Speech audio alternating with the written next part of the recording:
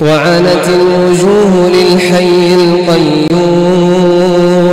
وقد خاب من حمل ظلما ومن يعمل من الصالحات وهو مؤمن فلا يخاف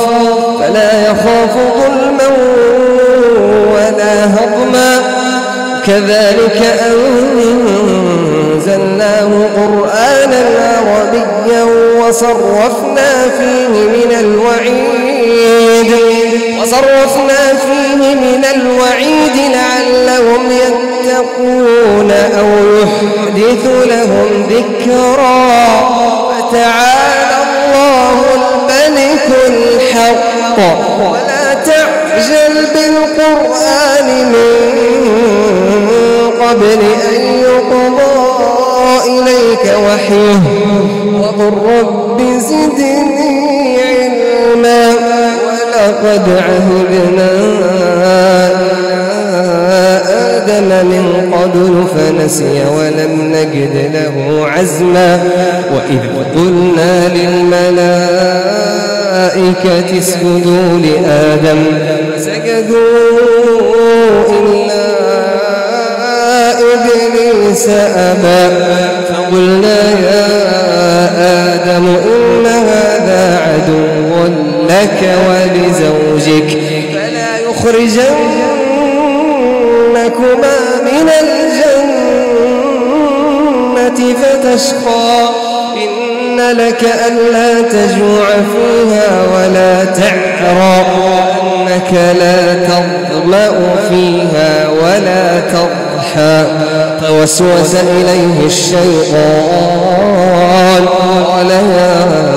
آدم هل أدلك على شجرة الخلد وملك لا يبلى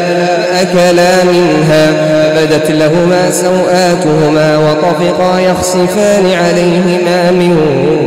ورق الجنة وعصى آدم ربه فغوى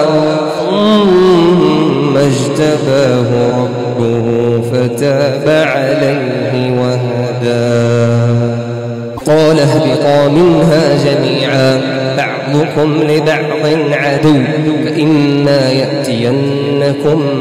مني هدى فمن اتبع هداي فلا يضل ولا يشقى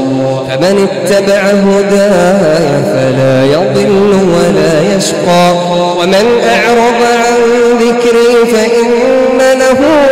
معيشة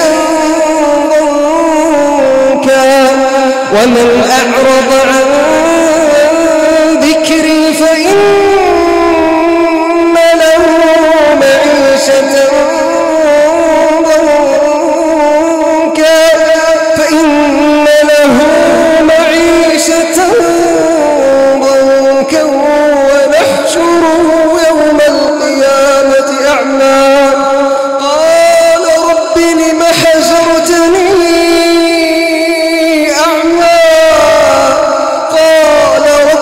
حشرتني أعمى وقد كنت بصيرا قال كذلك أتتك آياتنا فنسيتها وكذلك اليوم تنسى